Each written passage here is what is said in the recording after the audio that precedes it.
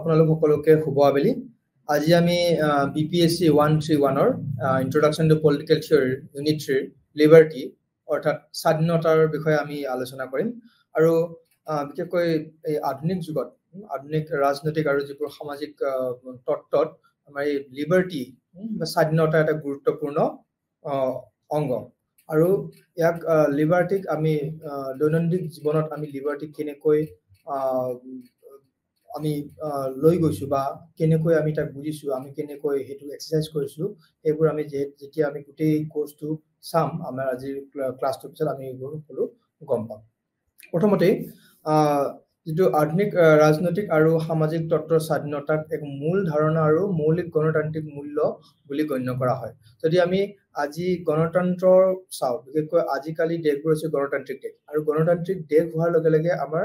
মানুহক দিয়া হয় অধিকাৰ, আৰু সেই অধিকাৰ যিবোৰৰ ওপৰত ভিত্তি কৰে সেইবোৰে হৈছে স্বাধীনতা। আমাৰ অধিকাৰবোৰ গণতান্ত্ৰিক অধিকাৰবোৰ যেতিয়া দিয়া হয় তেতিয়া হলে তাক স্বাধীনতা হিচাপে দিয়া হয়। আমি কি কৰাৰ আমাৰ স্বাধীনতা আছে। আৰু এটো আৰম্ভ হৈছিলে যেতিয়া আধুনিক ৰাজনীতি আহিছিলে বা সামাজিক তত্ত্ব নতুনকৈ যেতিয়া বনোৱা হৈছিলে। সো আধুনিক ৰাজনীতি বুলি ক'লে আগৰ যেটো আমি পৌৰাণিক ৰাজনীতিক তত্ত্ববোৰ চাও, তাতে ইমান লিবাৰ্টিৰ কথা বা স্বাধীনতাৰ কথা ইমান নাছিলে। কিন্তু নতুন এটা প্ৰজন্মৰ নতুনকৈ যিবোৰ তত্ত্ব আৰম্ভ হৈছে তাতে আমাৰ লিবাৰ্টি বা স্বাধীনতাক আমি অতি গুৰুত্ব দিয়া হয়। এই লিবাৰ্টি বা স্বাধীনতা আৰম্ভ হল কৰ পৰা? আধুনিক নাগৰিক সমাজ আৰু ৰাজনৈতিক কৰ্তৃত্ব গঠনৰ পৰিপ্ৰেক্ষিতত স্বাধীনতাৰ ধাৰণাটো উদ্ভৱ হৈছিলে। যে আধুনিক নাগৰিক সমাজ হ'বলৈ সিভিল সোসাইটি যেতিয়া আৰম্ভ হ'ব ধৰিছিলে, যেতিয়া আমি নিজকে আমি ক'ব পাৰিছিলো যে আমি নাগৰিক হয়, আমি যেতিয়া সচেতন আহিছিলে মানুহবিলাকৰ, সচেতন অহাৰ লগে লগে আমিও নিজৰ স্বাধীনতা আমি বিচৰা হৈছিল। এই স্বাধীনতা এনেকৈ বিচৰাৰ লগে লগে আৰু লগতে যিবোৰ ৰাজনৈতিক কৰ্তৃত্ব আছিল, যিবোৰ পলিটিক্যাল যিবোৰ কৰণীয় আছিল, সেইবোৰ যেতিয়া আমাৰ নতুন সমাজত আহিলে, নাগৰিক সমাজ উন্নত হোৱাৰ লগে লগে স্বাধীনতাৰ ধাৰণাটো লাহে লাহে উদ্ভৱ হ'ব ধৰিলে। যদিও ধাৰণাটো উদাৰ চিন্তাধাৰাৰ সৈতে ওতঃপ্ৰোত সম্পৰ্কিত, উদাৰবাদীসকলে ধাৰণাটো বিভিন্ন ধৰণে চাইছে। যদি আমি এইটো উদাৰবাদী ভেৰি লিবাৰেল উদাৰবাদী হিচাপে যদি এইটো লগত খুব জড়িত, উদাৰবাদী মানে লিবাৰেল বুলি কোৱাৰ লগে লগে আমাৰ স্বাধীনতাৰ কথা, লিবাৰ্টি স্বাধীনতা, বা আমি স্বাধীনতা যেতিয়া কওঁ বা লিবাৰ্টিৰ লগতে আমি ফ্ৰীডম, লিবাৰ্টি আৰু ফ্ৰীডম এই দুটা ইন্টাৰচেঞ্জেবলি বা সলনাসলনিকৈ ব্যৱহাৰ কৰা হয়। আৰু এই আইডিয়া হৈছে এটা উদাৰবাদী আইডিয়া, উদাৰবাদী ধাৰণা হৈছে। উদাৰবাদী বুলি ক'লে য'ত মানুহক ৰাইটছবোৰ দিয়াৰ কাৰণে, স্বাধীনতা দিয়াৰ কাৰণে যিবোৰ চিন্তাধাৰা হয়, সেই চিন্তাধাৰাকে উদাৰবাদী চিন্তাধাৰা বুলি কোৱা হয়। সো উদাৰ চিন্তাৰ মূল নীতি হিচাপে স্বাধীনতাৰ ধাৰণাটোক সাধাৰণতে সংযম অনুপস্থিতি বুলি বুজা হয়। তো ইয়াৰ আগতে মই কৈছো যে উদাৰবাদী যেতিয়া ধাৰণাবোৰ দিছিলে এই স্বাধীনতাৰ ধাৰণাবোৰ, কিন্তু সেই উদাৰবাদী ধাৰণাবোৰো সকলো ধাৰণা একে নাছিলে। উদাৰবাদীৰ মাজতো বিভিন্ন ধৰণৰ ধাৰণা আছিলে যে স্বাধীনতা কেনেকৈ হ'ব, স্বাধীনতা লিবাৰ্টি, আমি কেনেকুৱা ধৰণৰ লিবাৰ্টি আছে, আমাৰ কি ধৰণৰ স্বাধীনতা আছে, কোনে সেই স্বাধীনতা দিব। তাৰ মাজত বহুত বেলেগ যিবোৰ ব্যক্তি আছিলে, যিবোৰ স্কলাৰ আছিলে, তেওঁলোকৰ মাজত বিভিন্ন ধৰণৰ বেলেগ ভাৱ আছিলে। তো আৰু যদি আমি উদাৰ চিন্তাৰ যিটো মূল নীতি, স্বাধীনতা বুলি ক'লে কি বুজো, সেইটো অৰ্থ হৈছে যে সংযমৰ অনুপস্থিতি। সংযমৰ অনুপস্থিতি মানে য'ত there is no restraint, য'ত কোনো আমাক কন্ট্ৰোল নকৰে, যেতিয়া আমাক এৰি দিয়া হয় একেবাৰে, যেতিয়া আমি নিজৰ মতে সকলো কৰিব পাৰো, তেতিয়া তাত য'ত কোনো বেৰা নাই আমাক কি কৰিবৰ কাৰণে, সেইটোকে আমি স্বাধীনতা বুলি কোৱা হয়। সেইটো উদাৰ চিন্তাৰ পৰা, লিবাৰেল থিংকিঙৰ পৰা। সো আধুনিক ইউৰোপত নতুন আৰ্থ সামাজিক আৰু ৰাজনৈতিক সম্পৰ্ক স্থাপনৰ পৰিপ্ৰেক্ষিতত স্বাধীনতাৰ ধাৰণাটো উদ্ভৱ হৈছিলে। তো এই স্বাধীনতাৰ ধাৰণাটো উদ্ভৱ হোৱাৰ হেৰি আছিলে আধুনিক ইউৰোপৰ পৰা যিবোৰ আৰ্থ সামাজিক ব্যৱস্থা আছিলে, ইকনমিক আৰু সোশ্যাল যিবোৰ ব্যৱস্থা আছিলে, বা যিবোৰ ৰাজনৈতিক সম্পৰ্ক, পলিটিক্যাল যিটো ৰিলেশ্যন আছিলে, তো সেইবোৰ স্থাপন কৰিবৰ ক্ষেত্ৰত স্বাধীনতাৰ যিটো ধাৰণা সেইটো উদ্ভৱ হৈছিলে। আৰু স্বাধীনতাৰ ধাৰণা উদ্ভৱ হোৱাৰ লগতে এইটো হৈছে যে এইটো লিবাৰেল পাৰ্সপেক্টিভ বা আমি উদাৰ চিন্তাৰ পৰা আমি এইটো এনেকৈ গম পাব পাৰো কিন্তু তাৰ অপজিটতে আৰু এটা আছিলে যে মাৰ্ক্সবাদী যিবোৰ মাৰ্ক্সবাদী আছিলে যিবোৰ কাৰ্ল মাৰ্ক্সক কথা কাৰ্ল মাৰ্ক্সৰ যিবোৰ ধাৰণাবোৰ মানে এই মাৰ্ক্সবাদীসকলে স্বাধীনতাক উদাৰ ধাৰণাবোৰ সমালোচনা কৰে যিবোৰ উদাৰবাদী বিলাকে যিবোৰ ধাৰণা দিছিলে যে আমাক এৰি দিব লাগে আমি নিজৰ মতে কাম কৰিব পাৰো সেইবোৰ ধাৰণাক যিটো মাৰ্ক্সবাদী আছে সেইবোৰ ধাৰণা সমালোচনা কৰে কৈছে যে আমাক যদি এনেকৈ এৰি দিয়ে বা আমাক এনেকৈ স্বাধীনতা দিয়ে সেইটো আচল স্বাধীনতা নহয় আৰু মাৰ্ক্সবাদীসকলে কৈছিলে যে ব্যক্তি আৰু সমাজৰ সম্পূৰ্ণ পৃথক ধাৰণাবোৰ ওপৰত ধাৰণাটো পুনৰ প্ৰস্তুত কৰিছিলে আৰু মাৰ্ক্সবাদীসকলে চাইছিলে যে ব্যক্তি আৰু সমাজ আমি কেনেকৈ ধৰণে আমাৰ মাজত সম্পৰ্ক আছে তো তাৰ কাৰণে আমি পৃথক পৃথক ধাৰণা তেওঁলোকে দিছিলে আৰু লগতে হবস লক আৰু ৰুছোৰ দৰে দাৰ্শনিকসকলে আগবঢ়োৱা সামাজিক চুক্তিৰ তত্ত্ববোৰ স্বাধীনতাৰ ধাৰণাবোৰ বাধাৰ অনুপস্থিতি হিচাপে আগবঢ়াইছিল যদি আমি উদাৰ চিন্তাৰ কথা কওঁ তেনেহলে হবছে হওক লক হওক ৰুছো হওক যিবোৰ তেওঁলোকৰ ছ'চিয়েল কন্ট্ৰেক্ট থিয়ৰী আছিল সামাজিক চুক্তিৰ যিবোৰ তত্ত্ব আছিলে তাত বাধাৰ অনুপস্থিতি হিচাপে আগবঢ়াইছিল যিবোৰ বাধা নহয় তাতে যিবোৰ বাধা নাথাকে বাধা নথকাটোকে স্বাধীনতা বুলি ধৰা হৈছিলে আৰু এইটো বুজিব লাগিব যে স্বাধীনতা যি সাধাৰণ বুজাবুজিৰ অৰ্থ হৈছে স্বাধীনতা বা ব্যক্তিগত কাৰ্যত বাধা আৰু বাধা অনুপস্থিত আৰু ইয়াত গণতান্ত্ৰিক আদৰ্শ বুলি গণ্য কৰা হয় যে সদায় সামাজিক সম্পৰ্কত নিৰ্দিষ্ট সীমাবদ্ধতাত এক সংহতিৰ ভিতৰত ঘটি থকা বুলি ধাৰণা কৰা হৈছে ইয়াতে দুটা ধৰণৰ কথা আহিলে যেতিয়া আমি উদাৰ চিন্তাধাৰাৰ পৰা কয় যে এটা হৈছে আমাক একেবাৰে স্বাধীন হিচাপে এৰি দিয়া য'ত কোনো আমাক বাধা নিদিয়ে আৰু এটা হৈছে যে তাতো আমাক স্বাধীনতা এইটো হয় য'ত আমাক অকণমান বাধা থাকে বাধাৰ যেতিয়া বাধা থাকে সেই বাধা থাকিলেহে এই গণতান্ত্ৰিক যিটো ব্যৱস্থা সেই গণতান্ত্ৰিক ব্যৱস্থাটো আগবাঢ়ি যায় আৰু এই গোটটোত আমি স্বাধীনতাৰ বিভিন্ন দৃষ্টিভংগী চাম কেনেকৈ ধৰণৰ দৃষ্টিভংগী আছে স্বাধীনতাত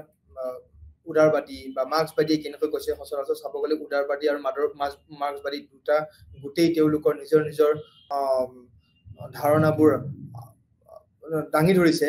আৰু এই ধাৰণাটোৰ অৰ্থ ন্যায্যতা আৰু আমি সীমাবোৰ জানিবলৈ চেষ্টা কৰিম প্ৰথমতে আমি জানিব লাগিব স্বাধীনতাৰ অৰ্থ যেটো আমি পৰিচয়ত উল্লেখ কৰা অনুসৰি স্বাধীনতাৰ অৰ্থ হৈছে সংযমৰ পৰা মুক্তি মানে য'ত আমাক কন্ট্ৰোল নকৰে আমাক কোনো সংযম নকৰে কোনো বেৰা নাই বাধা নাই বা এইবোৰ অনুপস্থিত থাকে সংযমবোৰ অনুপস্থিত থাকে তো এজন ব্যক্তিক মুক্ত বা কিবা কৰাৰ স্বাধীনতা বুলি গণ্য কৰা হ'ব পাৰে যেতিয়া তেওঁৰ কাম আৰু পছন্দবোৰ আন এজনৰ দ্বাৰা বাধাপ্ৰাপ্ত বা বাধাগ্ৰস্ত নহয় যেতিয়া কোনোবা এজন ব্যক্তি আমি যদি ব্যক্তি এজন ধৰি লওঁ সেই ব্যক্তিজন কেতিয়াহে স্বাধীন হয় যেতিয়া তেওঁ যিটো পছন্দ মতে যিটো কাম কৰিব গৈছে সেই পছন্দ মতে কাম কৰিব খোজাত কোনো বাধা নিদিয়ে যদি কোনোবাই তেওঁক সেই পছন্দ মতে কৰিব লগা কামটোত বাধা দিয়ে তেনেহলে এইটো স্বাধীনতা নহয় এইটো বুজি পোৱাটো গুৰুত্বপূৰ্ণ যে সীমাবদ্ধতাই ৰাজনৈতিক আৰু অন্যান্য কৰ্তৃপক্ষৰ দ্বাৰা আৰোপ কৰা বাধাবোৰক বুজায় তো বাধাবোৰ কি হয় যে কিছুমান সীমাবদ্ধতা থাকে যেনেকৈ ৰাজনৈতিক আৰু অন্যান্য কৰ্তৃপক্ষ আমাৰ যিটো পলিটিক্যাল যিবোৰ সিস্টেম আছে ধৰক আমাৰ ভাৰতৰ মই উদাহৰণ ধৰো ভাৰতৰ যিটো আমাৰ পলিটিক্যাল সিস্টেম আছে যিবোৰ আইন বনাইছে সেই আইনবোৰৰ দ্বাৰা আমাক বান্ধি ৰাখিছে যে সেই আমাক যেহেতু বান্ধি ৰাখিছে সেই বান্ধি ৰখাৰ ক্ষেত্ৰত সেইটো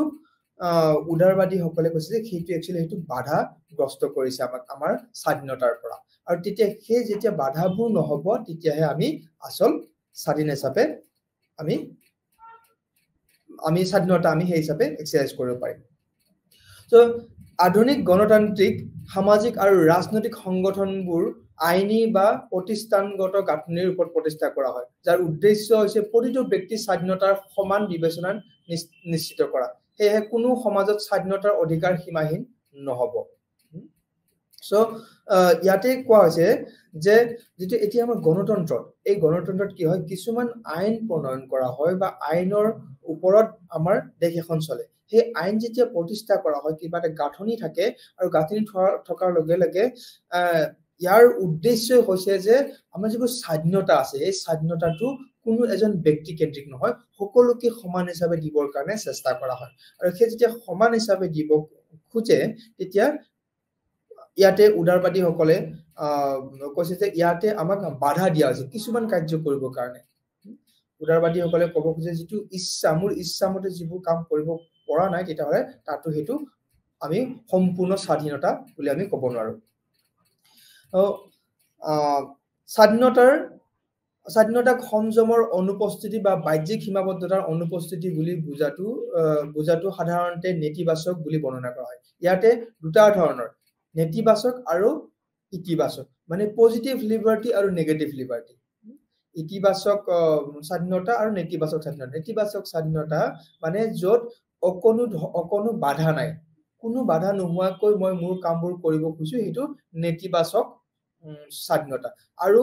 যেতিয়া মই মোৰ কামবোৰ কৰিছো, মই স্বাধীনতা পাইছো, কিন্তু তাত কিছুমান ধৰণৰ বাধা আছে, সৰু সুৰা বাধা আছে, যেনে আইনগত বাধা আছে, সেই বাধাবোৰক যিটো বাধা থাকিব তাক ইতিবাচক স্বাধীনতা বুলি কোৱা হয়। চ' সেই বিষয়ে আমি অকণ পিছত চাম। স্বাধীনতাৰ নেতিবাচক প্ৰকৃতি দুটা পৃথক অৰ্থত দেখা যায়। স্বাধীনতা যেতিয়া আমি নেতিবাচকৰ কথা কওঁ তেনেহ'লে তাক দুটা অৰ্থ আছে। যেনে প্ৰথমতে আইনক স্বাধীনতাৰ মুখ্য বাধা হিচাপে গণ্য কৰা হয়। য'ত আইন থাকে, কোনোবা এখন দেশত যদি আইন থাকে, সেই আইনটোক একচুৱেলি আমাৰ স্বাধীনতা আমি যেতিয়া ল'ব খোজো তাক বাধা হিচাপে গণ্য কৰা হয়। উদাহৰণস্বৰূপে হবছে স্বাধীনতাৰ আইনৰ নীৰৱতা বুলি বৰ্ণনা কৰিছিল। আৰু জন লকেও পৰামৰ্শ দিছিলে, কিন্তু জন লকে এখন বেলেগ কি কৈছিল, জন লকে এখন পজিটিভ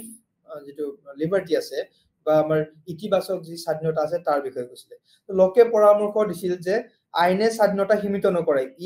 ইয়াৰ পৰিৱৰ্তে ডাঙৰ কৰে আৰু ইয়াক প্ৰতিৰোধ কৰে। তো ইয়াতে দুই ধৰণৰ কথা আহিছে। এটা হবছে কৈছিলে যে যিবোৰ আইন বনে, আইন বনাৰ লগে লগে আমাৰ স্বাধীনতাবোৰ সীমিত হৈ যায়। আৰু কিন্তু লকে কৈছিলে যে যেতিয়া আমাৰ আইন থাকে, আইনে একচুৱেলি আমাক সীমিত নকৰে, আইনে আমাক বেছিকৈ স্বাধীনতাহে দিয়ে। চ' এটা পজিটিভ আৰু নেগেটিভ, কিন্তু ইয়াতে আমি যিহেতু নেতিবাচকৰ বিষয়ে পঢ়ি আছো, ইয়াতে হবছে কৈছিলে যে আইন আচলতে স্বাধীনতাক আমাক বাধা দিয়ে। দ্বিতীয় দৃষ্টিভংগীৰে যদি আমি স্বাধীনতাক চাওঁ, তেনেহ'লে দ্বিতীয় দৃষ্টিভংগীয়ে স্বাধীনতাক পচন্দৰ স্বাধীনতা হিচাপে চায়। আমি নেতিবাচকত চাব গ'লে যে মোৰ যি পচন্দ হৈছে সেইটো মই কৰিব পাৰো, কোনো মোক বাধা দিব পৰা কোনো নাই। যদি মোক কোনো বাধা দিব পৰা নাই, আইনো যদি নাই, তেতিয়াহ'লেহে সেইটোৱে আচলতে স্বাধীনতা, আচলতে সেইটো নেতিবাচক স্বাধীনতা। আৰু পচন্দৰ স্বাধীনতা বুলি কোৱাৰ লগে লগে মই কি পচন্দ কৰো, মোৰ পচন্দ মতে কাম হৈছে বা মই যিটো কৰিব খুজিছো সেইটো যদি কোনো বাধা নাই, মই নিজৰ মতে নিজৰ ইচ্ছাত গোটেইখিনি কাম কৰি গৈ আছো। উদাহৰণস্বৰূপে যদি মিল্টন ফ্ৰিডমেনে যিটো তেওঁৰ কাম আছিলে, কাম পুঁজিবাদ আৰু স্বাধীনতা, 1962 চনত যিখন তেওঁৰ কিতাপ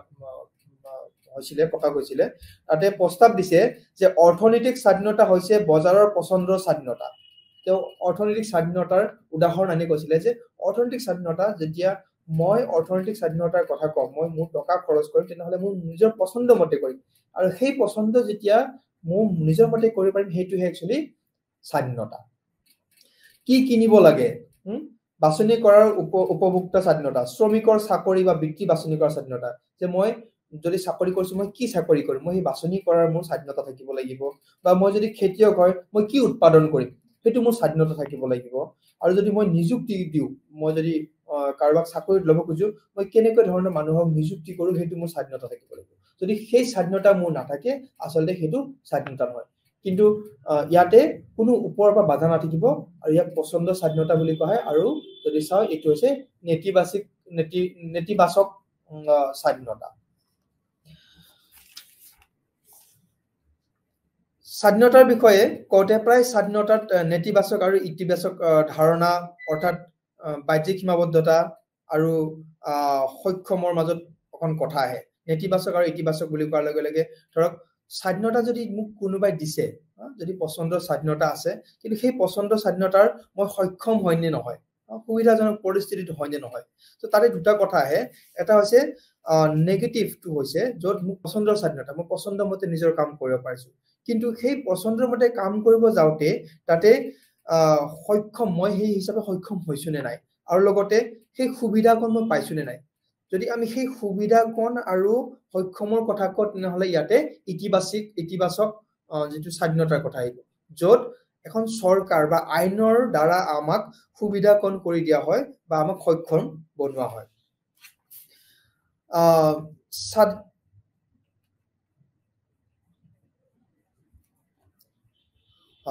স্বাধীনতাৰ নেতিবাচক ধাৰণা হৈছে যেনেকৈ জেৰেমি বেন্থাম, জেমছ মিল, জন ষ্টুৱাৰ্ট মিল, হাৰ্বাৰ্ট স্পেঞ্জাৰ আৰু যিবোৰ ক্লাছিকেল যিবোৰ অৰ্থনীতিবিদ আছিলে,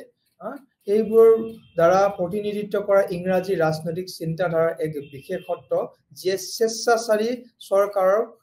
অপ্ৰয়োজনীয় সংযমৰ পৰা মুক্ত হোৱাৰ ব্যক্তিজনৰ দাবীত সমৰ্থন কৰিছিল। যে যিবোৰ নেতিবাচক যিবোৰ ধাৰণা, জেৰেমি বেন্থাম এজন আছিলে, জেমছ মিল আছিলে, জন ষ্টুৱাৰ্ট মিল আছে, হেনৰি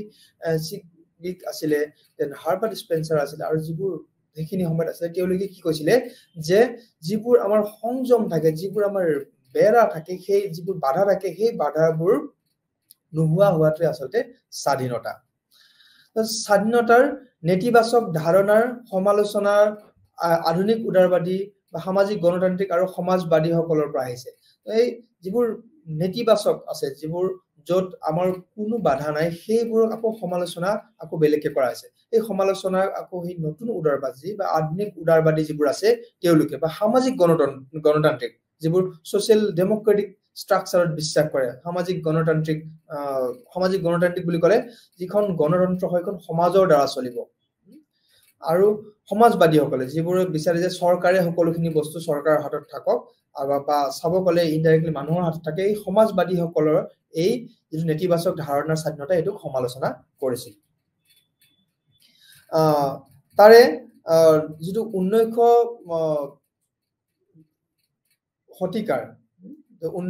19বিংশ শতিকাৰ উদাৰবাদী মূলতঃ টি.এইচ. গ্ৰীণ।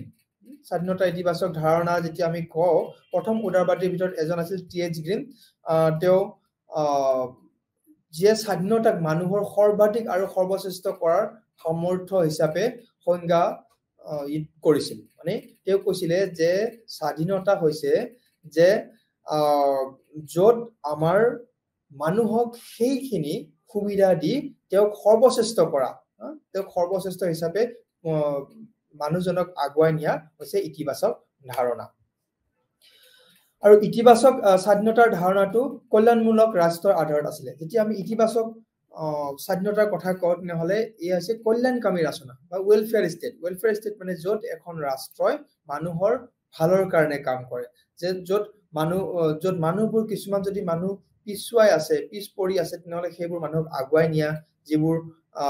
মানুহৰ মাজত সমানতা অনা, সেই বস্তুবোৰ যেতিয়া এখন ৰাষ্ট্ৰই কৰে, সেই ৰাষ্ট্ৰ এখন কল্যাণমূলক ৰাষ্ট্ৰ বা কল্যাণকামী ৰাষ্ট্ৰ বুলি কোৱা হয়। আৰু এই ইতিবাচক স্বাধীনতা য'ত অকণমান ধৰণৰ বাধা থাকিব, চৰকাৰে কিছুমান নিয়ম বনাই দিব, সেই নিয়ম মতে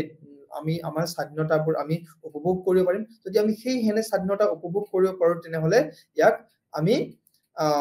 ইতিবাচক স্বাধীনতা বুলি কওঁ। আৰু এইটো আচলতে ইতিবাচক স্বাধীনতা কল্যাণকামী ৰাষ্ট্ৰ এখনতহে সচৰাচৰ দেখা যায়। ইয়াৰ পিছতে যেতিয়া আমি স্বাধীনতাৰ কথা কওঁ, স্বাধীনতাত বহুত বেলেগ বেলেগ ধাৰণা দিয়া হৈছে, সকলোৱে বেলেগ বেলেগ ধৰণৰ নিজৰ ধাৰণাবোৰ দাঙি ধৰিছে। তাৰ ভিতৰতে কিছুমান আছিলে যিয়ে ইতিবাচকৰ বিষয়ে কয়, কিছুমান নেতিবাচকৰ বিষয়ে কয়, কিছুমানে আকৌ আপোনাৰ যিটো মাৰ্ক্সবাদী আছে তেওঁলোকে অকণ বেলেগকে কয়। চ' আমি যেতিয়া চাওঁ তেনেহ'লে আমি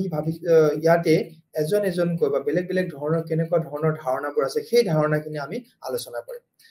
প্ৰথমতে আমি আলোচনা কৰিম জে.এছ. মিলৰ স্বাধীনতাৰ ধাৰণা। জে.এছ. মিলে তেওঁ কি কৈছিলে? জে.এছ. মিল বুলি ক'লে তেওঁ এজন লিবাৰ্টি বা স্বাধীনতাৰ বিষয়ে তেওঁ ধাৰণা আগবঢ়োৱা এজন বিশেষ ব্যক্তি। য'ত আমি লিবাৰ্টিৰ বিষয়ে যেতিয়াই কথা কওঁ তেনেহ'লে জে.এছ. মিলৰ নাম বহুত আগত আহে। চ' জে.এছ. মিলৰ এখন কিতাপ আছিলে, জে.এছ. মিলৰ কিতাপখনৰ নাম আছিলে অন লিবাৰ্টি, যিটো 1960 চনত পাব্লিছ হৈছিলে আৰু সেইটো এতিয়াও যদি আমি চাওঁ সেই অন লিবাৰ্টি যিটো তেওঁ ধাৰণা দিছিলে সেই ধাৰণা এতিয়ালৈকে প্ৰযোজ্য হৈ আছে মিলৰ কামত স্বাধীনতাৰ নেতিবাচক ধাৰণাটো এক প্ৰদৰ্শন হিচাপে দেখা যায় আৰু মিলে যেতিয়া কৈছিলে যে তেওঁ যিবোৰ স্বাধীনতাৰ কথা কৈছিল তাত নেতিবাচক ধাৰণাটো গম পোৱা যায় নেতিবাচক ধাৰণা যিহেতু ইয়াৰ আগতে কৈছিল নেতিবাচক ধাৰণা মানে হৈছে য'ত কোনো ধৰণৰ বাধা নাই মই নিজৰ মতে মোৰ গোটেইখিনি কাম কৰি যাব পাৰিম সাপোজ এটা সৰু উদাহৰণ হিচাপে ললো মই এজন ব্যক্তি হিচাপে মই এখন গাড়ী চলাব খুজিছো গাড়ী চলোৱাৰ লগে লগে মই নিজৰ মতে গাড়ী চলাইছো মই সু সাইডে চলাইছো বাও সাইডে চলাইছো মাজেৰে চলাইছো ইফালে খুন্দিয়াছো সেইটো হৈছে মিলৰ মতে একচুয়ালি মিলৰ মতে তেওঁ কৈছিলে যে এইটো একচুয়ালি এটা স্বাধীনতা য'ত কোনো ধৰণৰ কন্ট্ৰোল নাই কোনো তাত বাধা নিদিয়ে কিন্তু তেওঁ যেতিয়া সেই নেতিবাচক স্বাধীনতাৰ বিষয়ে কৈছিলে তেওঁ ব্যক্তিগত স্বাধীনতাৰ বিষয়ে কৈছিলে ব্যক্তিগত স্বাধীনতা মানে মোৰ স্বাধীনতাৰ বিষয়ে মই বেলেগৰ স্বাধীনতাৰ কথা নাজানো কিন্তু এই স্বাধীনতা মোৰ হ'ব লাগিব ব্যক্তিগত স্বাধীনতা আৰু ব্যক্তিগত স্বাধীনতাৰ বাবে যি যুক্তি দিছিল মিলে যুক্তিৰ আধাৰত তেওঁ যিবোৰ ৰীতি-নীতি আছিলে এখন দেশ চলাৰ ৰীতি-নীতি বা এখন সমাজ চলাৰ ৰীতি-নীতি বা আইন নিয়ম বা তাৰ শক্তিশালী অৱজ্ঞা কেনেকৈ কৰিব পাৰি সেইটোৰ ওপৰতহে যদি সেই অৱজ্ঞা কৰে বা কেনেকৈ অৱজ্ঞা কৰিব পাৰে বা অৱজ্ঞা কৰিলেও তেওঁ এইটো কৈছে যে তেওঁ এইটো ন্যায়সংগত হয় তেওঁ এইটো তাত একো দুখ নাই বুলি মিলে ক'ব খুজিছে আৰু ইয়াৰ দ্বাৰা মিলে ক'ব খুজিছে যে আমি স্বাধীনতা এনেকৈ ল'ব লাগিব য'ত তাতে কোনো বাধা নাই মই নিজৰ মতে সকলো কাম কৰি যাব পাৰো আৰু কেতিয়াবা এইটো যুক্তি দিয়া হয় যে মিলৰ বাবে যিকোনো মুক্ত কাৰ্য যিমানেই অনৈতিক নহওক কিয় ইয়াৰ কিছু মানদণ্ড আছিল এই কাৰণে যে ইয়াৰ মুক্তভাৱে সম্পাদনা কৰা হৈছিলে কিছুমান মানদণ্ড আছিলে আৰু লগতে মিলৰ বাবে স্বাধীনতাৰ উদ্দেশ্য আছিল তেওঁ সক্ৰিয়তা প্ৰাপ্ত কৰাৰ উদ্গতি দিয়া মানে তেওঁক ইণ্ডিভিজুৱেলিজম যিটো আছিলে সক্ৰিয়তা মানে মোৰ যিটো নিজকে মই উন্নত কৰা যিটো স্বাধীনতা আছিলে সেই স্বাধীনতা হিচাপে স্বাধীনতালৈ আগবাঢ়ি যোৱা আৰু সেই ব্যক্তিগত বিকাশ আৰু আত্মনিৰ্ধাৰণ মই ব্যক্তি হিচাপে যিটো বিকাশ হ'ব লাগিব সেই বিকাশ কেনেকৈ কৰিব পাৰো এই আত্মনিৰ্ধাৰণ কেনেকৈ কৰিব পাৰি আৰু সেই কথাকে জেএছ মিলে তেওঁ স্বাধীনতাৰ ওপৰত ভিত্তি কৰি কৈছিলে আৰু তেওঁ এতিয়া নেতিবাচক ধাৰণা হিচাপে কৈছিলে যে যেটো মই ব্যক্তিৰ বিকাশ কৰিম সেইটোতে যেন কোনো বাধা নাথাকে মিলৰ স্বাধীনতাৰ ধাৰণাটো পছন্দৰ ধাৰণাত নিহিত হৈ আছে যেতিয়া মিলে স্বাধীনতাৰ কথা কৈছিলে ইয়াৰ আগতে আমি পছন্দৰ ধাৰণাৰ ওপৰত কৈছিলো যে পছন্দৰ কথা যেতিয়া আহে মিলেও যেতিয়া স্বাধীনতাৰ কথা কৈছিলে তেওঁ কৈছিলে যে যিটো স্বাধীনতা আছে সেই ধাৰণাটো আচলতে পছন্দৰ লগত নিহিত হৈ আছে সো এইটো তেওঁ বিশ্বাস কৰা স্পষ্ট যে যিজন ব্যক্তিয়ে আনক তেওঁৰ বাবে তেওঁৰ জীৱনৰ পৰিকল্পনা বাছনি কৰিবলৈ দিয়ে তেওঁ সক্ৰিয়তা বা আত্ম নিৰ্ণয়ৰ অনুভৱ প্ৰদৰ্শন নকৰে তেওঁ বা তাইৰ একমাত্ৰ অনুভৱটো আছিল অনুকৰণ এটা তেওঁ কৈছিলে যে যদি মোৰ পছন্দ মতে মই কাম কৰিব নোৱাৰো তেনেহলে এইটো স্বাধীনতা নহয় আৰু যদি মই বেলেগৰ পছন্দ মতে কাম কৰো তেনেহলে এইটো আচলতে অনুকৰণ কৰা হয় এইটো স্বাধীনতা নহয় অৱশ্যে মিলৰ এইটো মত আছিল যে খুব কম সংখ্যক ব্যক্তিয়ে প্ৰতিৰোধ বা বিনামূলীয়া বাছনি কৰাৰ ক্ষমতা আছে তেওঁ কিন্তু যেতিয়া এইটো কথাত কৈছিলে বাছনিৰ কথা আৰু পছন্দৰ কথা কৈছিলে তেওঁ কৈছিলে যে কিন্তু খুব কম সংখ্যক মানুহৰহে এই প্ৰতিৰোধ কৰা বা বিনামূলীয়াকৈ বাছনি কৰাৰ ক্ষমতা আছে সকলোৰে নাছিল বাকিবোৰে সচৰাচৰ বেলেগৰ যেটো অনুকৰণ যিবোৰ কৰিব দিয়ে সেইবোৰ অনুকৰণ কৰে নিজৰ মতে তেওঁলোকে নকৰে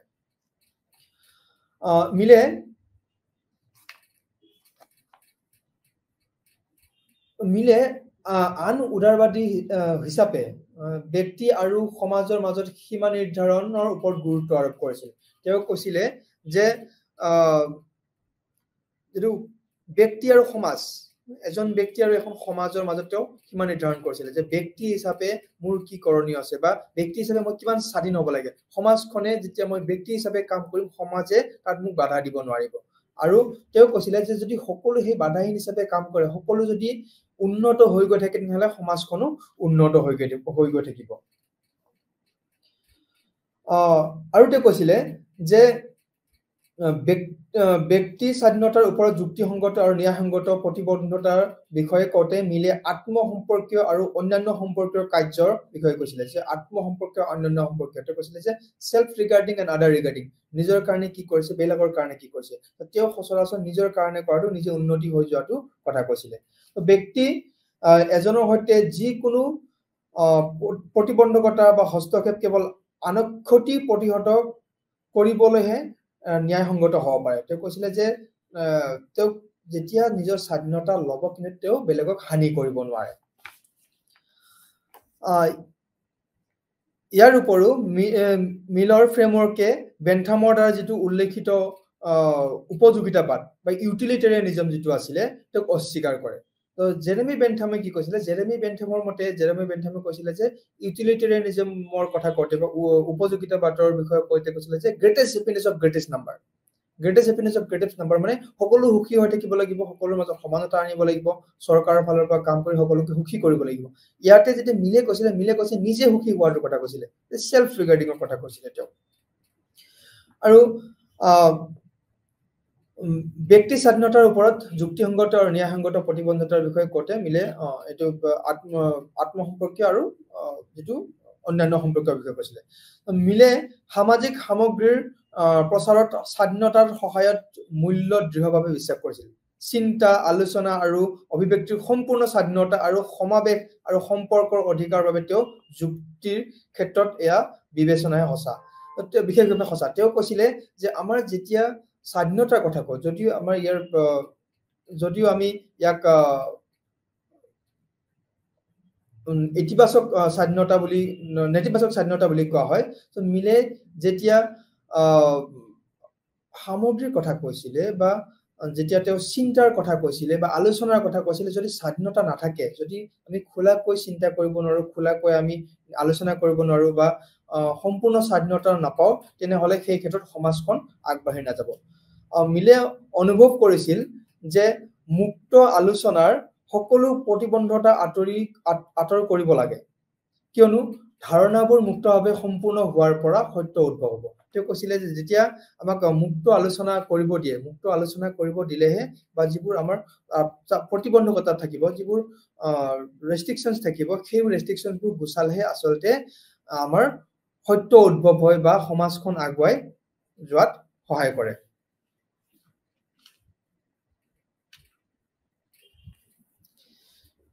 তাৰ পিছতেই আমি বেলেগ এজন ব্যক্তিৰ বা স্কলাৰ বিষয়ে ডিসকাস কৰিম য'ত তেওঁৰ নাম হৈছে ইছায়া বাৰ্লিন বুলি ক'লে আমি যেতিয়া আমি লিবাৰ্টিৰ কথা কওঁ ইছায়া বাৰ্লিনৰ তেওঁৰ দুটা ধৰণৰ স্বাধীনতাৰ ধাৰণা আছিলে সেই ধাৰণাটো এতিয়া বহুত প্ৰযোজ্য হয় এতিয়া আমি যেতিয়া ৰাজনৈতিক তত্ত্বৰ বিষয়ে আমি যেতিয়া ভালকৈ আলোচনা কৰো ইছায়া বাৰ্লিন এজন গুৰুত্বপূৰ্ণ ব্যক্তি যিয়ে এই স্বাধীনতাৰ ওপৰত মত পোষণ কৰিছিলে তো তেওঁৰ এতিয়াৰ কালজয়ী যে তেওঁৰ কিতাপখন আছিলে টু কনসেপ্টছ অফ লিবাৰ্টি যিবোৰ প্ৰকাশিত হৈছিলে 1958ত আৰু তেওঁ কিতাপখনৰ নাম আছিলে টু কনসেপ্টছ অফ লিবাৰ্টি মানে দুটা স্বাধীনতা দুই ধাৰণা সো ইছায়া বাৰ্লিনে স্বাধীনতাৰ নেতিবাচক আৰু ইতিবাচক ধাৰণা অৰ্থাৎ সামাজিক প্ৰেক্ষাপটৰ ভিতৰত ইয়াৰ কাৰ্যকলাপ সম্পৰ্কীয় বিভিন্ন দৃষ্টিভংগীৰ সৈতে সংযমৰ অনুপস্থিতি হিচাপে স্বাধীনতাৰ ধাৰণাটো মিলাবলৈ চেষ্টা কৰে তেওঁ কৈছিলে যে তেওঁ ইয়াতে দুই ধৰণৰ যেটো কথা আছিলে আৰু ইয়াৰ আগতে মিলে অকল এটা ধাৰণাৰ বিষয়ে কৈছিলে তেওঁ কৈছিলে যে অকল নেতিবাচক ধাৰণাটো যে সকলো স্বাধীন হ'ব লাগে কিন্তু ইছায়া বাৰ্লিনে দুটা ধৰণৰ কনসেপ্ট আনিছিলে যে আমি যেতিয়া আমি স্বাধীনতাৰ কথা কওঁ ইয়াত দুটা ধৰণৰ স্বাধীনতা আছে এটা হৈছে ইতিবাচক স্বাধীনতা আৰু এটা হৈছে নেতিবাচক স্বাধীনতা সো ইতিবাচক স্বাধীনতা হ'লে য'ত অকনমান বাধা থাকিব সেই বাধাৰ ওপৰত ভিত্তি কৰি আমি স্বাধীনতা পাম নেতিবাচক হলে আমি ইয়াৰ আগতে আমি মিলৰ কথা আলোচনা কৰিছো নেতিবাচক হলে য'ত কোনো বাধা নাই কোনো বাধা নোহোৱাকৈ কোনো সংযম নোহোৱাকৈ নিজৰ মতে কাম কৰিব পাৰে আৰু স্বাধীনতাৰ নেতিবাচক বুলি ক'লে তেওঁ কৈছিলে যে তেওঁ দুটা কথা কৈছিলে যে ইতিবাচক স্বাধীনতা কোনটো হয় আৰু নেতিবাচক স্বাধীনতা কোনটো হয় সো নেতিবাচক স্বাধীনতা যেটো আগতে আমি আলোচনা কৰিছিলো তেওঁৰ মতে কি কৈছিলে যে নেতিবাচক স্বাধীনতা সেইটো যেতিয়া আন ব্যক্তিৰ হস্তক্ষেপ অবিহনে তেওঁ যি কৰিবলৈ বা হ'বলৈ সক্ষম হ'ব লাগে সেই ক্ষেত্ৰটো কি কোনোবাই মোক বাধা নিদিয়াকৈ হস্তক্ষেপ নকৰাকৈ মই কি কামত সক্ষম সেই কামটো যে কৰি গৈছো মই নিজৰ মবিয়াকৈ কৰি গৈছো সেইটো আসলতে স্বাধীনতা হয় কিন্তু সেইটো নেতিবাচক স্বাধীনতা তাত কোনো বাধা নাই কোনো বাধা নোহোৱাকৈ মই আগবাঢ়ি গৈছো কোনো হস্তক্ষেপ নাই সেইটো হৈছে নেতিবাচক আৰু তেওঁ ইয়াৰ লগতে ইতিবাচক যেটো স্বাধীনতা ইতিবাচক স্বাধীনতাৰ বিষয়ে কৈছিলে যে নিয়ন্ত্ৰণ বা হস্তক্ষেপৰ উৎস কি তেওঁ যে হস্তক্ষেপ কৰিব নিয়ন্ত্ৰণ কৰিব তেওঁ স্বাধীনতা গুটেখিনি মানে নেতিবাচক স্বাধীনতা নহয় ইতিবাচক স্বাধীনতা হ'ব কাৰণে কোনোবাই নিয়ন্ত্ৰণ কৰিব লাগিব সেই নিয়ন্ত্ৰণ বা হস্তক্ষেপৰ উৎস কি এতিয়া আমি আমাৰ ক্ষেত্ৰত যদি চাও নহলে আমি কম চৰকাৰ বা আমাৰ সংবিধান বা আমাৰ দেশখন বা কোন তেওঁ প্ৰশ্ন কৰিছিলে যে এই প্ৰশ্নৰ ওপৰত ভিত্তি কৰি ইতিবাচক আৰু নেতিবাচকৰ কথা গম পোৱা যায় তেওঁ কৈছিলে যে নিয়ন্ত্ৰণ বা হস্তক্ষেপৰ উৎস কি বা কোন হয় যি কাৰোবাৰ ইয়াৰ ফলনি এইটো কৰিবলৈ বা হ'বলৈ নিৰ্ধাৰিত কৰিব পাৰে যে আমি যেটো কৰিব লৈছো সেইটো নকৰি আমি কাৰোবাৰ মতে যেতিয়া কৰিব লৈছো সেইজন কোন বা সেই উৎসটো কি আৰু যদি আমি সেই হিচাপে কাম কৰিছো বেলেগে বান্ধি দিয়া মতে কাম কৰিছো নহলে এইটো ইতিবাচক স্বাধীনতা আমাৰ স্বাধীনতা আছে কিন্তু আমি অকনমান বাধা লৈ আমি স্বাধীন হিচাপে আগবাঢ়ি গৈ আছো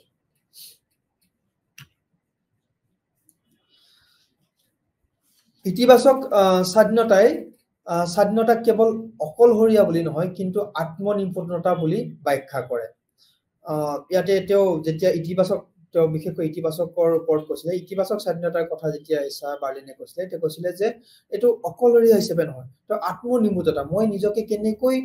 নিপুণ হিচাপে আনিছো মই কেনেকৈ এক্সপাৰ্ট বনাইছো নিজকে সেই হিচাপে তেওঁ কৈছিলে যে এই যেতিয়া ইতিবাচক হয় নহলে চৰকাৰৰ দ্বাৰা বা যিবোৰ আমাক বাধা দিয়ে সেই বাধাৰ দ্বাৰা আসলতে আমাক নিপুণহে কৰোৱা হয় আৰু এই তত্ত্বটোৰ আত্মত এটা বিশেষ তত্ত্ব অন্তৰ্ভুক্ত আছে আৰু তেওঁ যেতিয়া সেই তত্ত্বটোৰ কথা কৈছিল তেওঁ কৈছিলে যে ব্যক্তিত্বৰো এটা উচ্চ আৰু নিম্ন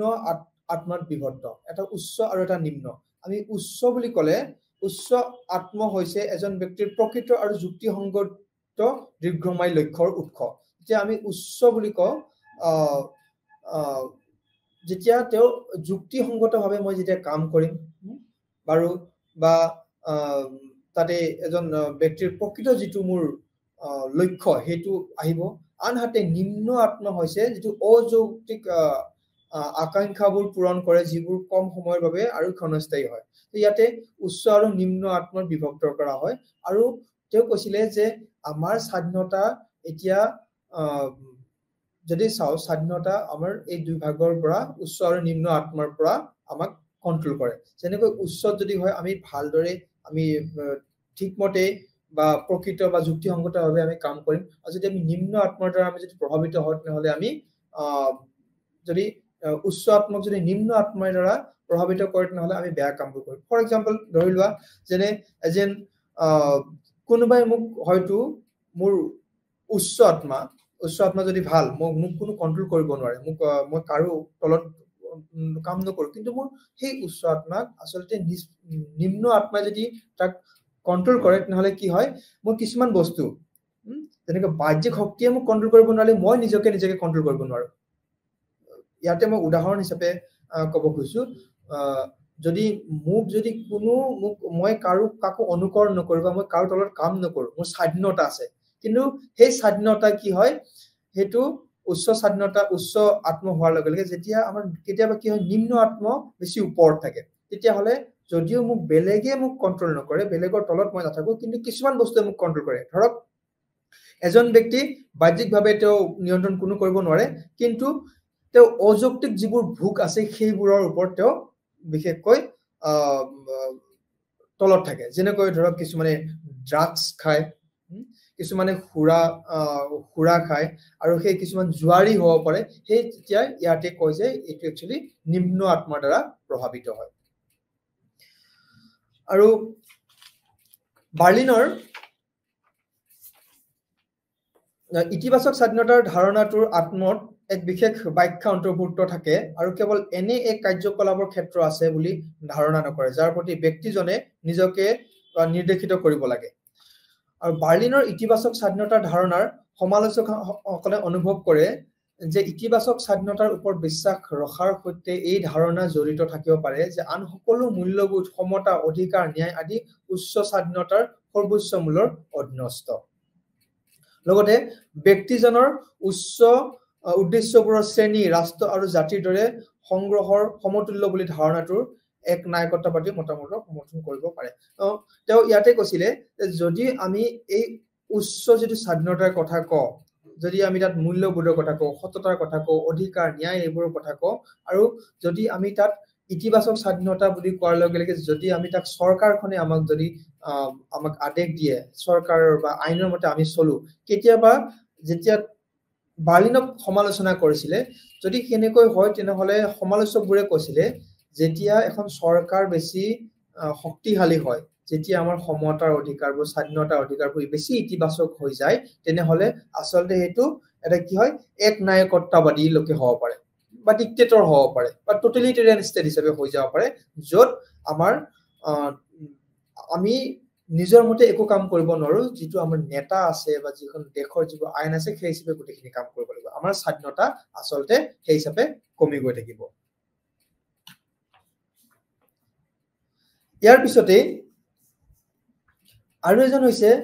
যিজনে স্বাধীনতাৰ ওপৰত দৃষ্টিভংগী আগবঢ়াইছে এজন হৈছে লাস্কি স্বাধীনতাৰ ধাৰণাটো লাস্কিৰ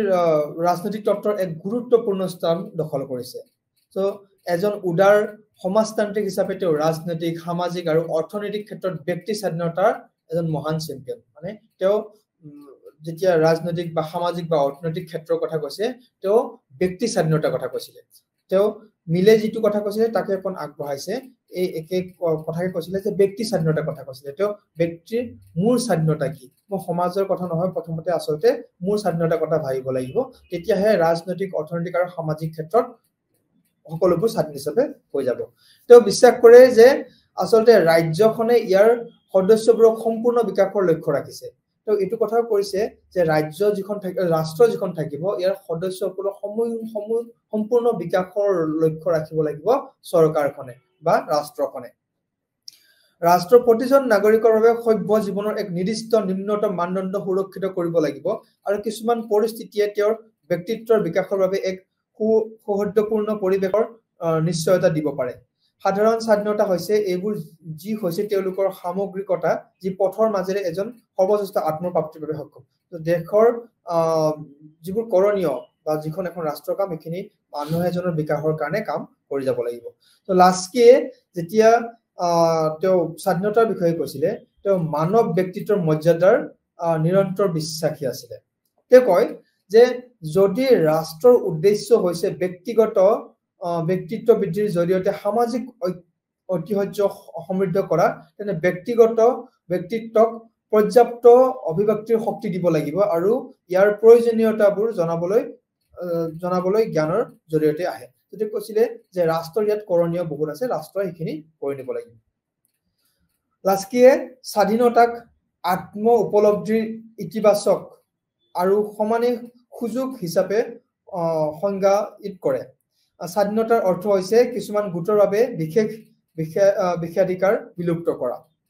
এটা যেতিয়া স্বাধীনতাৰ কথা কৈছিলে স্বাধীনতাৰ কথা কোৱাৰ লগে লগে তেওঁ কৈছিলে যে সকলোকে সমানভাৱে চাব লাগিব সমান সুযোগ হিচাপে দিব লাগিব আত্ম উপলব্ধি কৰিবৰ কাৰণে দিব লাগিব সেইটোহে আসলতে ইতিবাচক স্বাধীনতা বা স্বাধীনতা য'ত কোনো এটা বিশেষ শ্ৰেণীৰ কাৰণে কোনো ধৰণৰ বিশেষ ধৰণৰ আইন নাথাকে সকলো মানুহৰ কাৰণে সমান আইন হ'ব সকলো চৰকাৰে বা এখন ৰাষ্ট্ৰই সেইখিনি সুবিধা কৰি দিব পাৰিব যেতিয়া মানুহবোৰ নিজৰ মাজত সেই কম্পিটিশন কৰি তেওঁলোকে আগবাঢ়ি যাব পাৰিব কোনো এটা গ্ৰুপৰ কাৰণে বা গোটৰ কাৰণে বিশেষ অধিকাৰ দিয়া নহয় লাস্কিয়ে সেই হিচাপত তেওঁ কৈছিলে যে যেতিয়া স্বাধীনতাৰ উপভোগ কিছুমান অৱস্থাৰ অস্তিত্বৰ ওপৰত নিৰ্ভৰ কৰে তেওঁ বিশেষকৈ তিনিটা কথা কৈছিলে এই তিনিটা কথাৰ ওপৰতহে আসলতে নিৰ্ভৰ কৰে যে স্বাধীনতা কি হয় প্ৰথম কথা হৈছে যে এক বিশেষ শ্ৰেণীৰ বাবে কোনো বিশেষ বিশেষ অধিকাৰ থাকিব নালাগে কোনো এটা শ্ৰেণীৰ কাৰণে বিশেষ অধিকাৰ থাকিব নালাগে যেনেকৈ ধৰক এতিয়া লাষ্টকে কৈছিলে এতিয়া আমাৰ ৰিজাৰ্ভেশন সিস্টেম আছে এতিয়া ভাৰতত যদি কওঁ আমি ৰিজাৰ্ভেশন সিস্টেম আছে এই ৰিজাৰ্ভেশন সিস্টেম নোহোৱা কৰিব লাগিব কোনো বিশেষ অধিকাৰ থাকিব নালাগিব সকলো মানুহক সমান হিচাপে গণ্য কৰিব লাগিব সকলোৰ কাৰণে আইন একে হ'ব লাগিব এইটোহে স্বাধীনতা বুলি কোৱা হয় য'ত সকলোৱে আহি ফ্ৰীলি পাৰ্টিসিপেট কৰিব পাৰে সকলোৱে সহযোগ কৰি আগবাঢ়ি যাব পাৰে দ্বিতীয়তে কথা তেওঁ কৈছিলে যে নাগৰিকসকলৰ ৰাজনৈতিক আৰু অৰ্থনৈতিক স্বাধীনতা ৰাষ্ট্ৰৰ দ্বাৰা সুৰক্ষিত কৰিব লাগিব আৰু যেটো ৰাজনৈতিক আৰু অৰ্থনৈতিক স্বাধীনতা থাকিব সেই স্বাধীনতা আসলতে চাব চৰকাৰে বা ৰাষ্ট্ৰখনে নাগৰিকৰ যদি তেতিয়া চাই সেই হিচাপে মানুহৰ বিকাশ হ'ব আৰু আমি ব্যক্তি স্বাধীনতা সেই হিচাপে পাই যাম আৰু অবয়সত কৈছিলে যে ৰাষ্ট্ৰখনে সমাজৰ সকলো সদস্যৰ বাবে একে ধৰণৰ লাভালাভ সুৰক্ষিত কৰাৰ লক্ষ্য ৰাখিব লাগিব যদি কিবা সুৰক্ষিত আঁচনিও বনাই সকলো মানুহৰ কাৰণে সকলো নাগৰিকৰ কাৰণে একে ধৰণৰ সুৰক্ষাৰ কাৰণে লক্ষ্য ৰাখি তেওঁ কাম কৰিব লাগিব বা মানুহক সেই হিচাপে কাম সেই হিচাপে চৰকাৰে বা ৰাষ্ট্ৰখনে কাম কৰিব লাগিব ইয়াৰ পিছতে Hayek FA Hayek Frederick Hayek তেওঁৰ দৃষ্টিভংগীও আছে লিবাৰ্টিৰ ওপৰত বা স্বাধীনতাৰ ওপৰত তেওঁ হায়েকৰ মতে যিটো তেওঁ কিতাপ আছিলে 1960 চনত তেওঁ প্ৰকাশ হৈছিলে কিতাপখন হৈছিলে কনস্টিটিউশন অফ লিবাৰ্টি এফএ হায়েকে স্বাধীনতা সম্পৰ্কিত মতামত প্ৰকাশ কৰিছিলে 1960 চনত যেটো প্ৰকাশ হৈছিলে আৰু তেওঁ কয় যে এজন ব্যক্তিৰ স্বাধীনতা কেৱল তেতিয়াহে হ'ব পাৰে যেতিয়া তেওঁ আন এজন স্বেচ্ছাচাৰী শাসকৰ দ্বাৰা বলপূৰ্বক প্ৰয়োগত অধীনত নহয় স্বাধীনতা তেতিয়াহে হয় যেতিয়া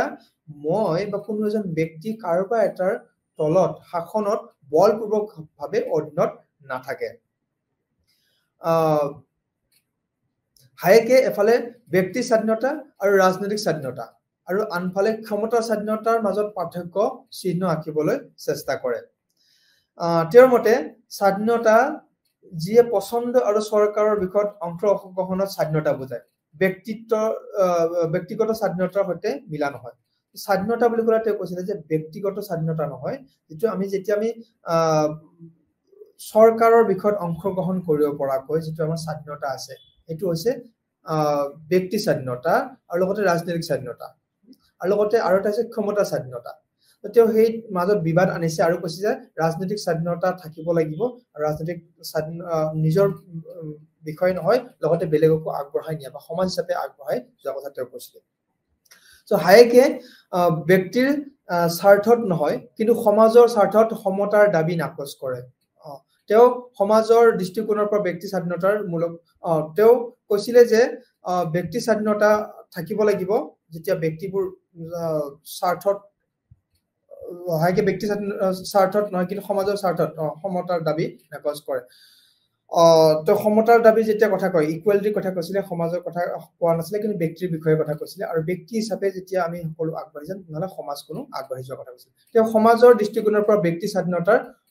মূলক স্বীকৃতি দিছিলে তেওঁ কৈছিলে যে সমাজৰ ফালৰ পৰা তেওঁ চাইছিলে তেওঁ ব্যক্তিৰ ফালৰ পৰা নহয় তেওঁৰ পাৰ্সপেক্টিভ আছিলে ব্যক্তিৰ ফালৰ পৰা সমাজক চোৱা নাছিলে সমাজৰ ফালৰ পৰা ব্যক্তিজনক চাইছিলে সো সেই হিচাপে সমানতা দিলে আৰু সকলোবোৰ আগবাঢ়ি যোৱাত সুবিধা হয় তাৰ পিছতে আহিলে আমাৰ যিবোৰ আমি ইয়াৰ আগতে আলোচনা কৰি আছিলো সচৰাচৰ এইবোৰ উদাৰবাদী ধাৰণা আছিলে ইয়াৰ আৰু এটা ধাৰণা ইয়াৰ সম্পূৰ্ণ উল্টা ধাৰণা হৈছে মাৰ্ক্সবাদী ধাৰণা আৰু এই মাৰ্ক্সবাদী ধাৰণাই গোটেইখিনি সমালোচনা কৰিছে আৰু এই সমালোচনা মতে তেওঁলোকে এই সমালোচনা কৰাৰ পিছত স্বাধীনতা তেওঁলোকৰ নিজৰ ধাৰণা দাঙি ধৰিছে স্বাধীনতাৰ মাৰ্ক্সবাদী ধাৰণা যেটো হয় এটো পৃথক হয় তেওঁলোকে এটো পৃথক অকন বেলেগ হয় বেলেগতকৈ তেওঁলোকে ব্যক্তি আৰু সমাজৰ মাৰ্ক্সবাদী বুজাবুজি ব্যক্তি আৰু সমাজৰ মাজত যেটো সম্পৰ্ক আৰু পুঁজিবাদী সমাজত যেটো মাৰ্ক্সবাদী সমালোচনাৰ পৰা পাৰ্থক্য মুখ্য উদ্ভৱ হৈছিল তেওঁলোকে আসলতে যেতিয়া আলোচনা কৰিব লৈছিলে যে স্বাধীনতাৰ কথা তেওঁলোকে আসলতে আক্ৰমণ কৰিছিল বা সমালোচনা কৰিছিল পুঁজিবাদী ক্যাপিটালিজমক তেওঁলোকে ক্ৰিটিসাইজ কৰিছিল বা সমালোচনা কৰিছিল তেওঁলোকৰ মতে মাৰ্ক্সবাদীৰ মতে যে যেতিয়া ক্যাপিটালিজম থাকিব বা পুঁজিবাদী থাকিব পুঁজিবাদী হোৱাৰ লগে লগে এটো কিছুমানৰ স্বাৰ্থৰ কাৰণে বাকিবোৰক খটুৱা হয় তাতে এক্সপ্লইট কৰা হয় মানুহৰ পৰা এইবোৰ কাম আদায় কৰা হয় উলিয়াই লোৱা হয় য'ত এই যিবোৰ ওয়াৰ্কাৰ্ছবোৰ থাকে যিবোৰ কাম কৰা মানুহ থাকে তেওঁলোকৰ স্বাধীনতা নোহোৱা হয় কাৰণ তেওঁলোকে নিজৰ মতে কাম কৰিব নোৱাৰে তেওঁলোকে আনৰ মতে কাম কৰে আৰু আনৰ সুবিধাৰ কাৰণে আনক ধনী কৰাৰ বিষয়ে কৰাত এটো সুবিধা হয় ইয়াৰে যেতিয়া মাৰ্ক্সৰ কথা আহে বা মাৰ্ক্সবাদৰ কথা আহে আমি ক্লাছৰ কথা কওঁ শ্ৰেণী বিভাজনৰ কথা কওঁ এটা উচ্চ খাপ এটা নিম্ন খাপ মানে হায়াৰ ক্লাছ আৰু লোৱাৰ ক্লাছ তাতে দুটাৰ মাজত ক্লাছ কনফ্লিক্টৰ কথা মাৰ্ক্সবাদী বিলাকে কয় বা কাৰ্ল মাৰ্ক্সেও কৈছিলে যে ইয়াতে কৈছিলে যে যদি আমি সমাজ এখনৰ কথা কওঁ বা পুঁজিবাদীৰ কথা কওঁ তেতিয়াহ'লে পুঁজিবাদী অহাৰ লগে লগে আমাৰ সমাজখন বিভাজন হৈ গৈছে আপাৰ ক্লাছ আৰু লোৱাৰ ক্লাছ ধনী আৰু দুখীয়াৰ মাজত বিভাজন হৈছে আৰু ধনীবোৰ ধনী হৈ গৈছে দুখীয়াবোৰ দুখীয়া হৈ গৈছে সেই কাৰণে স্বাধীনতাৰ ক্ষেত্ৰতো ধনীবোৰৰ স্বাধীনতা আছে কিন্তু দুখীয়াবোৰৰ স্বাধীনতা নাই কাৰণ দুখীয়াবোৰে বা লোৱাৰ ক্লাছ যিবোৰ আছে সেইবোৰ ধনী বিলাকৰ মতে কাম কৰে বা ওয়াৰ্কাৰ্ছ বিলাকৰ যদি আমি কথা কওঁ মাৰ্ক্সবাদীসকলৰ বাবে স্বাধীনতা সৃষ্টিশীল সক্ৰিয়তাৰ বিকাশত নিহিত আৰু এক পুঁজিবাদী সমাজত প্ৰাপ্ত কৰিব নোৱাৰি য'ত ব্যক্তিৰ এলেকা স্বাৰ্থৰ সীমাৰ দ্বাৰা পৃথক হয় আৰু য'ত তেওঁলোক কেৱল নিজকে মুক্ত বুলি কল্পনা কৰিব পাৰে যেতিয়া বাস্তৱত তেওঁলোক শোষণৰ গাঁথনিৰ দ্বাৰা আবদ্ধ হয় ইয়াতে হেতু কথাকে কৈছে যে য'ত আমি যিবোৰ ওয়াৰ্কাৰ্ছ আছে যিবোৰ মাৰ্ক্স পুঁজিবাদী সমাজত যিটো ব্যক্তিবোৰ আছে সেই ব্যক্তিবোৰ আসলে তেওঁলোকে নিজকে স্বাধীন বুলিহে কল্পনাহে কৰিব পাৰে কিন্তু বাস্তৱত যদি চাও তেওঁলোকে শোষিত হৈ আছে এটা গাঁথনিত থাকে যে য'ত তেওঁলোকে সেই এটা সিস্টেমত তেওঁলোকে থাকে য'ত তেওঁলোকক শোষিত কৰা হয় বা তেওঁলোকে হিচাপে আবদ্ধ হৈ থাকে সক্ৰিয়তাৰ ধাৰণাটো এনেদৰে সমৃদ্ধ সক্ৰিয়তাৰ ধাৰণাটো ৰূপান্তৰিত হয় যি ব্যক্তিৰ সামাজিক অন্তৰ্ভুক্তিৰ ওপৰত গুৰুত্ব দিয়ে বিশেষকৈ আমি যেতিয়া মাৰ্ক্সবাদীৰ বিষয়ে কওঁ নহলে এঞ্জেলছে স্বাধীনতাৰ ধাৰণাক প্ৰয়োজনীয়তাৰ পৰা স্বাধীনতালৈ পৰিৱৰ্তনৰ অৱস্থা হিচাপে আলোচনা কৰে তেওঁ কৈছিলে যে যেতি আমি ক্যাপিটালিজমত আমি কাম কৰো তেতিয়া একচুয়ালি হেতু প্ৰয়োজনীয়তা কিন্তু তাৰ কাম কৰিব লাগিব আমি সেই প্ৰয়োজনীয়তাৰ পৰা স্বাধীনতালৈকে প্ৰয়োজনীয়তাৰ অৱস্থা এনে এক পৰিস্থিতিৰ দ্বাৰা সংজ্ঞায়িত হয় কৰা হয় য'ত ব্যক্তিজন আনৰ ইচ্ছাৰ অধীন হয় প্ৰয়োজনীয়তাৰ কাৰণে মই কাম কৰো মানে মই আনৰ অধীনত থাকো কিন্তু যদি আমি স্বাধীনতাৰ কথা কওঁ নহলে মই আনৰ অধীনত কাম নকৰো মই নিজাববীয়াকৈ কাম কৰিব পাৰো আৰু তেওঁ কৈছিলে যে এই সমাজত যদি চাও নহলে ক্যাপিটালিষ্ট সোসাইটিত বা পুঁজিবাদী যিকোন সোসাইটি আছে সমাজ আছে তাতে আসলতে আমি আনৰ অধীনতে কাম কৰি আছো আৰু সেই হিচাপে কমিউনিষ্ট মেনিফেস্টো যিবোৰ কাৰ্ল মাৰ্ক্স আৰু এঞ্জেলে লিখিছিলে সেই তাতে কমিউনিষ্ট মেনিফেস্টোত মাৰ্ক্স আৰু এঞ্জেলে নিৰ্ধাৰণ কৰা সাম্যবাদী সমাজৰ ধাৰণাটোৰ স্বাধীনতা গুৰুত্বপূৰ্ণ উপাদান আৰু তেওঁ কৈছিলে যে যেটো সাম্যবাদী সমাজ কমিউনিজমৰ কথা কৈছিলে বা সোশ্যালিজমৰ কথা কৈছিলে তো সোশ্যালিজমৰ কথা বা সাম্যবাদীৰ কথা কৈছিলে এই সাম্যবাদী সমাজ হে এখন সমাজ য'ত স্বাধীনতা পোৱা যায় য'ত সকলোকে একে ধৰণে কৰি তোলা হ'ব য'ত কোনো ধনী বা দুখীয়া হিচাপে কোনো শ্ৰেণী বিভাজন নহব তেতিয়াহে ইয়াতে আসল স্বাধীনতা পাব বুলি মাৰ্ক্সবাদীসকলে আলোচনা কৰিছিলে আৰু লগতে স্বাধীনতা যেতিয়া আমি কথা কত নহলে স্বাধীনতাৰ ওপৰত অন্যান্য সমসাময়িক ধাৰণা আছে আমাৰ কন্টেম্পৰাৰী যিবোৰ আছিল আৰু বেলেগ ধাৰণা আছিল যেনেকৈ বাৰ্লিনৰ বাহিৰে বা মিলৰ বাহিৰে বেলেগ আছে তো যেনেকৈ মিল্টন ফ্ৰিডমেন আছিল মিল আৰু বাৰ্লিনৰ দৰে উদাৰ আছিল যিয়ে তেওঁৰ কামত পুঁজিবাদ আৰু স্বাধীনতা এক গুৰুত্বপূৰ্ণ দিশ হিচাপে স্বাধীনতাৰ ধাৰণা বিকশিত কৰিছে তেওঁ কৈছিলে যে পুঁজিবাদী হ'ব লাগিব য'ত ক্যাপিটালিজম হ'ব লাগিব য'ত ফ্ৰী ইকনমি হ'ব লাগিব ফ্ৰী মাৰ্কেট হ'ব লাগিব যেতিয়া সকলো ফ্ৰী হয় লিবাৰেলিজম বা য'ত ক্যাপিটালিজম পুঁজিবাদ হয় তাতে সকলো ধৰণৰ ফ্ৰী মাৰ্কেট হয় বা সকলো ফ্ৰী হয় আৰু আমাৰ ব্যক্তি স্বাধীনতা থাকে ফ্ৰিডমেনে কৈছিলে যে আসলতে ব্যক্তি স্বাধীনতা বা স্বাধীনতা পাবৰ কাৰণে পুঁজিবাদ হৈছে এটা লাগতিয়াল বস্তু স্বাধীনতাৰ মাৰ্ক্সবাদী ধাৰণাৰ দ্বাৰা প্ৰভাৱিত চিন্তাবিদৰ আন এটা গুৰুত্ব আৰোপ কৰিছিল যে আধুনিক পুঁজিবাদী সমাজত প্ৰচলিত স্বাধীনতাই একাকিত্বক জন্ম দিয়ে আৰু যিবোৰ মাৰ্ক্সবাদী আছিলে কিছুমান মাৰ্ক্সবাদী বিলাকে কৈছিলে যে যিবোৰ এতিয়া পুঁজিবাদী হোৱাৰ লগে লগে এটা গুড তেওঁলোকে স্বাধীনতাখিনি তেওঁলোকৰ হাততহে ৰাখে বাকি স্বাধীনতা যিবোৰ কৰ্মচাৰী হয় বা যিবোৰ ওয়াৰ্কাৰ্ছ হয় সেই তেওঁলোকৰ হাতত এই স্বাধীনতাবোৰ নাথাকে আৰু লগতে হাৰ্বাৰ্ট মাৰ্কাছে তেওঁৰ যিটো ৰচনা আছিলে one dimensional man studies in the ideology of advance industrial society যিখন 1968 পাব্লিছ হৈছিলে পুঁজিবাদী সমাজৰ বিচ্ছিন্নতাৰ প্ৰকৃতিত অন্বেষণ কৰিছিলে মাৰ্কাছে দাবী কৰিছিলে যে পুঁজিবাদী সমাজৰ ব্যক্তিজনৰ সৃষ্টিশীল বহুমান্ত্ৰিক ক্ষমতা বিফল হয় মানুহে কেৱল এজন উপভোক্তা হিচাপে নিজকে প্ৰকাশ কৰিবলৈ সক্ষম হয় যি তেওঁৰ শাৰীৰিক প্ৰয়োজনীয়তাৰ সন্তুষ্টিৰ নিৰন্তৰ নিয়োজিত থাকে ইয়াতে তেওঁ কৈছিলে যে one dimensional man studies in the ideology of advance industrial society তেওঁ কেপিটেলিজমক আচলতে তেওঁ সমালোচনা কৰিছিলে তেওঁ কৈছিলে যে এই কেপিটেলিজমত কি হয় যিবোৰ আমাৰ বাহ্যিক বস্তু যিবোৰ আমাৰ শাৰীৰিক যিবোৰ প্ৰয়োজনীয়তা সেইবোৰৰ পিছতে দৌৰো আৰু আমি শাৰীৰিকভাৱেহে আমি স্বাধীন কিন্তু আমি যদি ভিতৰৰ পৰা চাওঁ নহলে আমি সেই হিচাপে স্বাধীন নহয় তো ইয়াতে আমি বহুতৰ ধাৰণাবোৰ চালো লগতে সেইখিনি সময়ত বাকি যিবোৰ আছিলে যিবোৰ স্কলাৰ আছে তেওঁলোকৰ ধাৰণাবোৰো চালো ইয়াৰ পিছতে আমি যদি স্বাধীনতাৰ কথা কওঁ স্বাধীনতাক আমি বিভিন্ন ধৰণৰ বা বিভিন্ন প্ৰকাৰত আমি বিভক্ত কৰিব পাৰো যেনে প্ৰথম কথা হৈছে প্ৰাকৃতিক স্বাধীনতা বা নেচাৰেল ফ্ৰীডম তো প্ৰাকৃতিক স্বাধীনতাই বুজায় যে এজন ব্যক্তিয়ে তেওঁ যি বিচাৰে এয়া কৰিবৰ কাৰণে তেওঁ সম্পূৰ্ণমতে মুক্ত যেতিয়া এজন মানুহে নিজৰ মতে সকলো কাম কৰিব পাৰে নহলে সেইটো প্ৰাকৃতিক স্বাধীনতা প্ৰকৃতিয়ে মোক যি হিচাপে দিছে সেই হিচাপে মই স্বাধীন হিচাপে কাম কৰিব পাৰিছো ইয়াতে এক্সাম্পল মই কৈছিলো বাইক এখন চলোৱাৰ কথা কৈছিলো বা গাড়ী এখন চলোৱাৰ কথা কৈছিলো মই নিজৰ মতে চলাইছো এটো তাতে কিন্তু এটো প্ৰাকৃতিক স্বাধীনতা কতে এটো একচুয়ালি নেগেটিভ লিবাৰ্টিৰ কথা আছিলে হবছে পৰামৰ্শ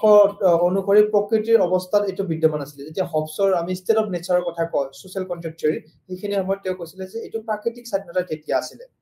আৰু কিন্তু যেতিয়া নাগৰিক সমাজ আহিলে নাগৰিক সমাজ আহাৰ লগে লগে প্ৰাকৃতিক স্বাধীনতা নোহোৱা হৈ গল ইয়াতে তেওঁ নেগেটিভ লিবাৰ্টি কথা কৈছিল যে সাপোজ এতিয়া কথা কওঁ তো প্ৰাকৃতিক স্বাধীনতা যদি হয় মই গাড়ীখন চলাইছো যিফালে হলে চলাইছো এটো নেগেটিভ লিবাৰ্টি এটো নেতিবাচক স্বাধীনতা আৰু যদি আইন বনাই দিছে যে মই গাড়ীখন বাওহাতেৰে চলাব লাগিব এতিয়া আমাৰ ভাৰতত বাওহাতেৰে গাড়ীখন চলা হয় বাওহাতেৰে যেতিয়া আমি গাড়ীখন চলাইছো নিয়ম মানি চলাইছো তাতে কাৰো অসুবিধা হোৱা নাই সেইটো হৈছে পজিটিভ লিবাৰ্টি বা ইতিবাচক স্বাধীনতা ইতিবাচক নেতিবাচক তাতে আমি সৰু এক্সাম্পল এটা লৈ তাতে কৈ দিলো ইয়াৰ পিছতে স্বাধীনতাৰ হৈছে নাগৰিক স্বাধীনতা মানে এটো মোৰ নাগৰিক হিচাপে সিভিল লিবাৰ্টি মোৰ নাগৰিক হিচাপে যিখিনি মোৰ স্বাধীনতা আছে তাতে গেটেলছ এজন স্কলাৰ হয় তেওঁ কৈছিলে যে নাগৰিক স্বাধীনতা ৰাষ্ট্ৰখনে ইয়াৰ বিষয়বোৰৰ বাবে সৃষ্টি আৰু সুৰক্ষা দিয়া অধিকাৰ আৰু বিশেষাধিকাৰে গঠিত যত এখন নাগৰিকক এখন ৰাষ্ট্ৰই যিবোৰ স্বাধীনতা দিছে এজন মানুহক ৰাষ্ট্ৰই যিমান স্বাধীনতা দিছে সেইখনক নাগৰিক স্বাধীনতা বুলি কোৱা হয় ইয়াত ব্যক্তিজনে আইনৰ দ্বাৰা নিৰ্ধাৰিত সীমাৰ ভিতৰত তেওঁলোকৰ ইচ্ছা অনুসৰি কৰা অধিকাৰ থাকে মোৰ ইচ্ছা মতে গোটেইখিনি কাম কৰিব পাৰিম কিন্তু ইয়াত আইন থাকিব যদি মই ভাবো যে মই নিজৰ আকৌ সেই গাড়ী চলোৱাৰ মই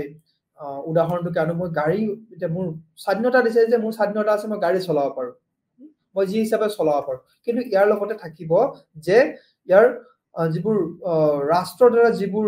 আইন থাকিব সেই আইন মই মানি চলিব লাগিব আইনৰ ওপৰত নিৰ্ভৰ কৰিহে মোৰ স্বাধীনতা যিমানখিনিলৈকে পাৰো সিমান মই স্বাধীনতা ল'ব পাৰো তাকে নাগৰিক স্বাধীনতা বুলি কোৱা হয় আৰু ইয়াৰ পিছত ব্যক্তিগত স্বাধীনতা তো ব্যক্তিগত স্বাধীনতা হৈছে পছন্দৰ স্বাধীনতাৰ সুযোগ বিশেষকৈ এজনৰ জীৱনত সেই বিষয়টো যত তেওঁৰ কাৰ্যই কেৱল সংশ্লিষ্ট ব্যক্তিক প্ৰভাৱিত কৰিব তো ব্যক্তি স্বাধীনতা যত এটো স্বাধীনতা মোৰ স্বাধীনতা যত মুঘে অকল ইফেক্ট কৰিব বা মুঘে মোৰ লগতহে এটো কাম কৰিব মই যদি কিবা এটা কাম কৰিছো সেইটো বেলেগক হাৰ্ম নকৰে বা বেলেগক একো নকৰে যেতিয়া মুহে স্বাধীনতাই মুকে ইম্পেক্ট কৰিব সেইটো ব্যক্তি স্বাধীনতা বুলি কোৱা হয় তাৰ লগতে চতুৰ্থটো হৈছে ৰাজনৈতিক